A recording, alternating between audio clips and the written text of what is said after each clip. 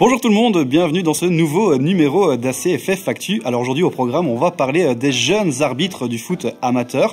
On parlera aussi du titre de la Louvière qui est championne en D2 ACFF. Et puis on écoutera les bons conseils de Felice Mazou. Mais tout d'abord, c'est l'information de la semaine. L'ACFF va créer un pôle d'excellence, une sorte de Clairefontaine qui est la référence de la formation du foot français. Alors ce centre de formation, il va ouvrir en début de saison prochaine et puis il pourra accueillir jusqu'à 20 footballeurs amateurs. C'est donc vraiment une super nouvelle pour le foot francophone. On vous donnera plus de détails très rapidement sur ce centre de formation.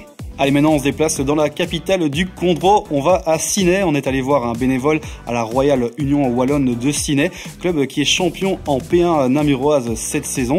Et puis vous allez voir, chez les Bleus et Blancs, André, il cumule énormément de fonctions.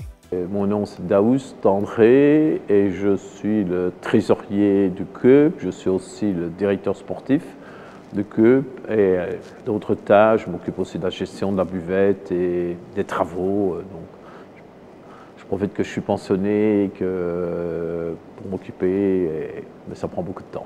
Il y a environ 3 ans, je crois, en 2019, le président actuel, M. Dandois, m'a demandé de reprendre la trésorerie et la paye des joueurs de l'équipe première, que nous déclarons au groupe S. Donc, pour envoyer les fichiers, je le fais de façon trimestrielle. C'est de payer tous les entraîneurs de jeunes, c'est de payer toutes les factures, c'est de regarder au niveau des cotisations des jeunes. Je regarde aussi au niveau un peu réglementation de la fédération. Par exemple, on a l'équipe qui essaie de monter de P4 en P3 si elle doit jouer le tour final. Il y a certaines contraintes pour les joueurs. Donc, de regarder à ce qu'on ne fasse pas de bêtises au niveau réglementation, au niveau football aussi.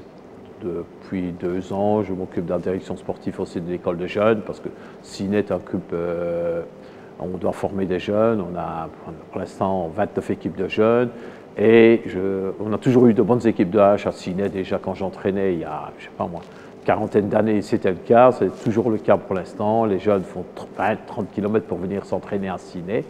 Et même les jeunes s'entraînent plus que l'équipe première parce qu'ils ont 3 entraînements par semaine.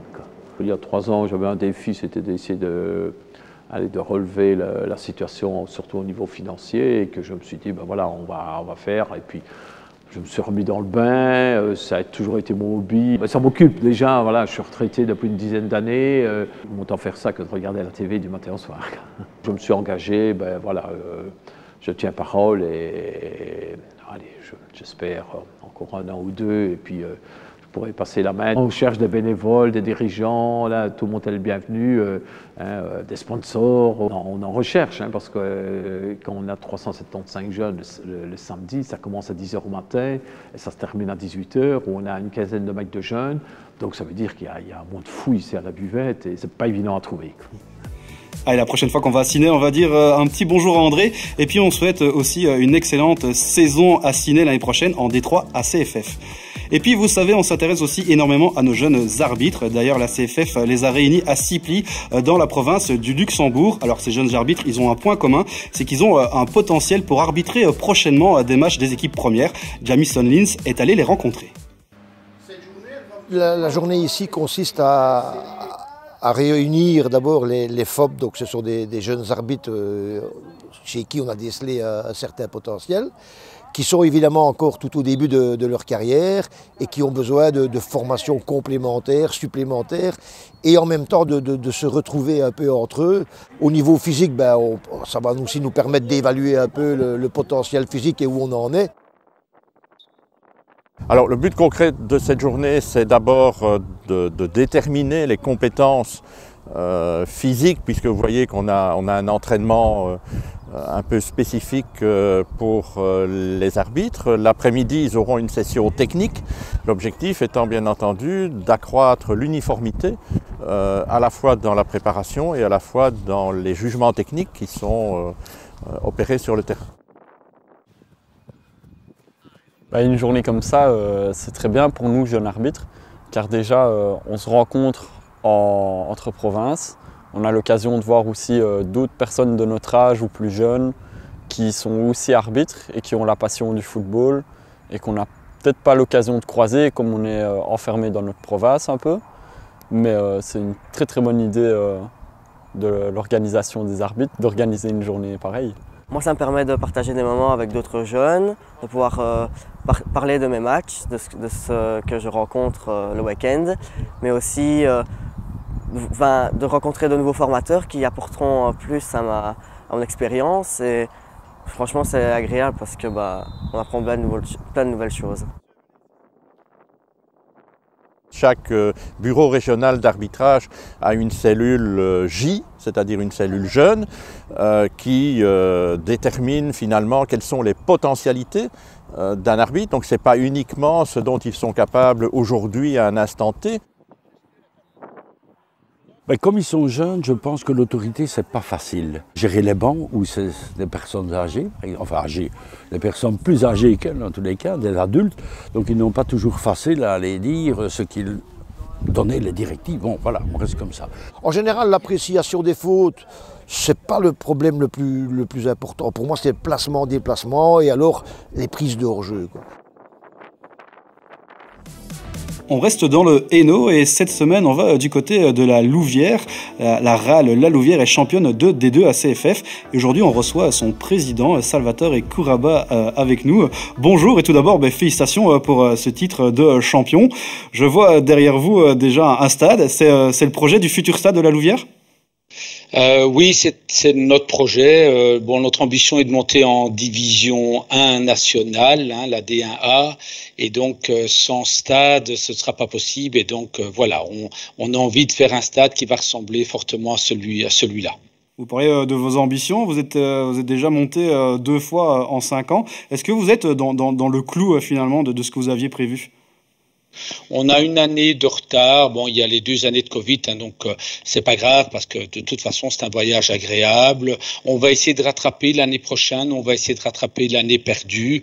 Donc l'objectif pour l'année prochaine va être de jouer le top 3, maximum top 5. Mais on va essayer de jouer le top 3 l'année prochaine et espérer être en D1B dans un an. Donc le but est de devenir un des tout bons clubs en D1A, de compter dans le football belge dans le futur. Ça, c'est vraiment l'ambition. Et puis, il y a aussi le niveau financier. Ça a été un peu compliqué de votre côté ? Et les infrastructures sportives, il faut faire appel aux banques, même si la RAL a un capital quand même important, 2 millions et 6 millions, mais là on a dû faire des crédits auprès des banques et c'est vraiment pas évident pour un club sportif d'avoir des crédits. C'est pas le cas à la RAL parce que je suis derrière et avec mon entreprise Easy, j'ai quand même pas mal de moyens, donc personnellement j'ai donné beaucoup de garanties aux banques, mais je plains la plupart des clubs de foot qui malheureusement ont des infrastructures qui ne sont pas à la hauteur et qui ne peuvent rien faire d'autre que d'accepter ce constat, si ce n'est attendre des subsides de la région wallonne, mais ça prend du temps. Les banques ne jouent pas trop leur rôle sociétal à ce niveau-là. Ça a l'air d'être difficile de diriger un club aujourd'hui. Oui, c'est très difficile parce que je parle au niveau amateur, donc parce que ce sont des bénévoles, ce sont des gens qui font ça en dehors de leur heure de travail, ça demande énormément d'énergie.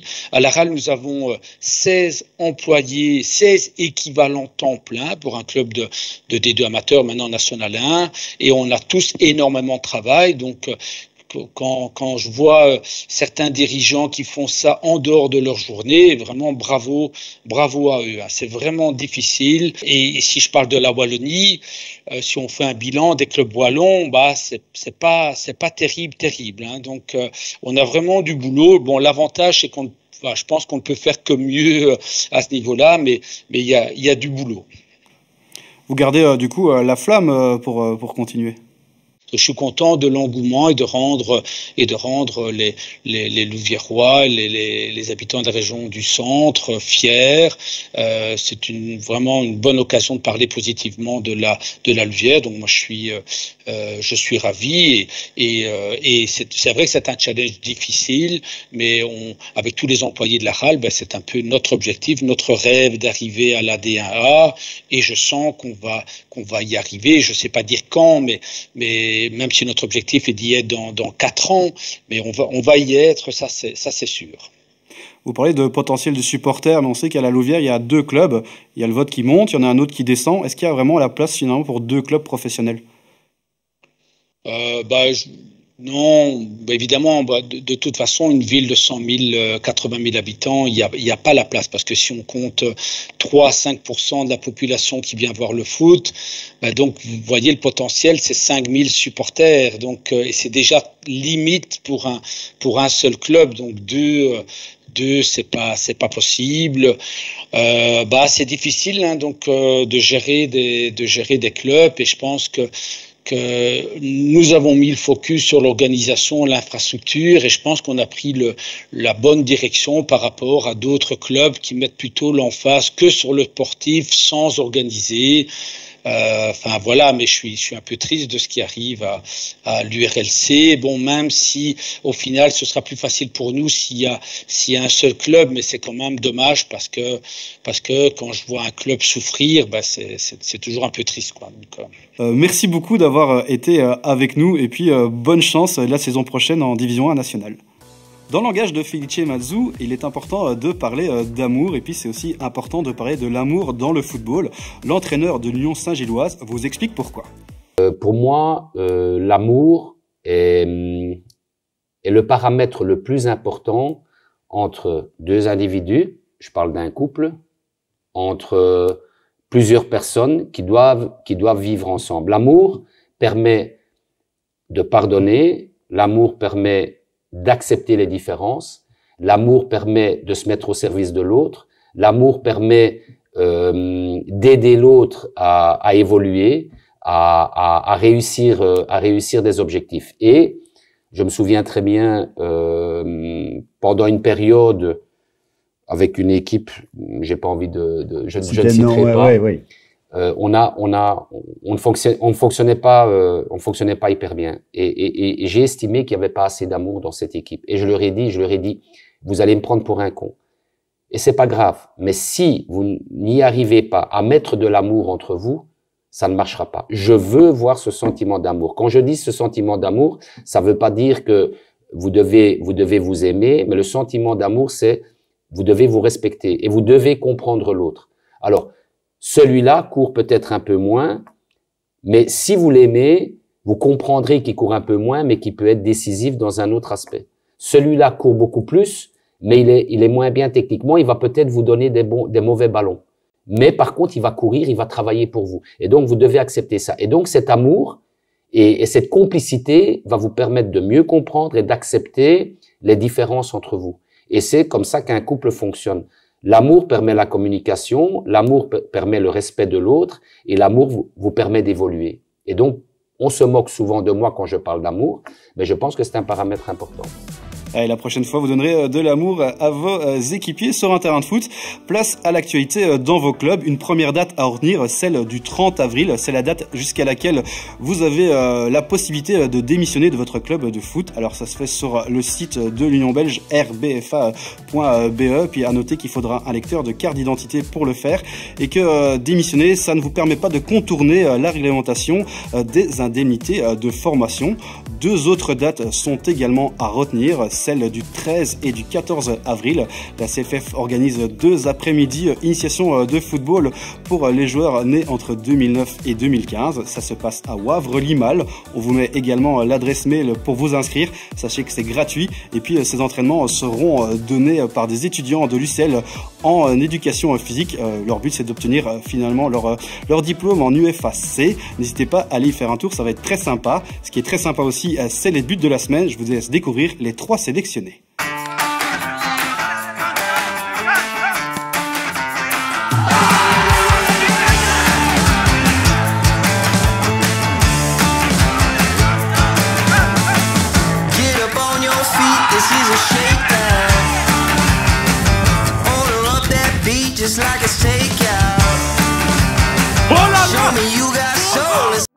Allez, c'est à vous de jouer maintenant. Allez voter pour votre plus beau but sur notre page Facebook. Et puis, vous n'hésitez pas, envoyez vous aussi vos plus belles réalisations sur l'adresse email mentionnée ci-dessous. Et puis, la semaine passée, sachez que c'est Manoa de Moucron qui remporte le prix du plus beau but.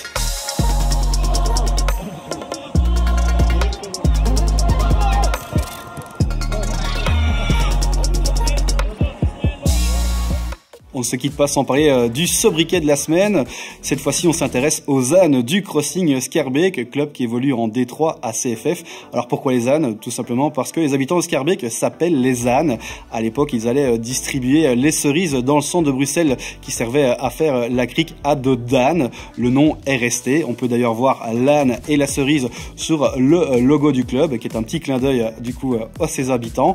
Et puis pourquoi on parle du Crossing? Parce qu'ils ont un tournoi qui commence ce week-end, un tournoi de jeunes qui est connu au niveau européen. En plus d'avoir énormément de jeunes de Belgique, il y a des équipes prestigieuses d'Europe qui seront là, comme le FC Barcelone, Chelsea ou encore le PSG. On leur souhaite une belle réussite pour ce tournoi. Nous, on se quitte avec le chant des supporters du Crossing Schaerbeek. Passez un bon week-end, à la semaine prochaine.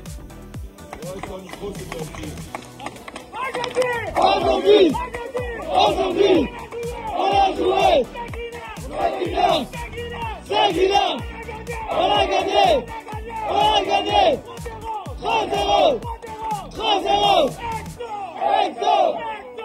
Exo. Il a doublé. On a gagné.